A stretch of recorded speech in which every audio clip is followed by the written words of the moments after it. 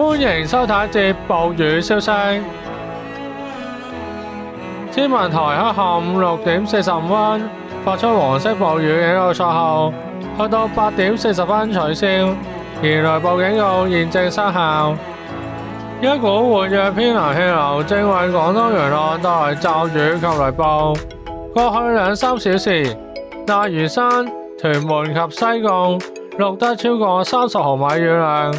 喺下午8點，強颱風沙德爾集結溫州以東約530公里，預料向西或西北偏西移動，時速約12公里，橫過東海。睇下大船路徑圖，沙德爾嘅中心附近最高持續風速為每小時155公里。預測大致多雲，間中有驟雨及狂風雷暴。今晚及明早雨勢有時頗大，明日稍後驟雨逐漸減少，氣溫介乎27至31度，吹和緩至清勁南至西南風，初時高地間中吹強風。展望星期5及星期6有幾陣驟雨，日間酷熱，隨後1、2日天氣不穩定。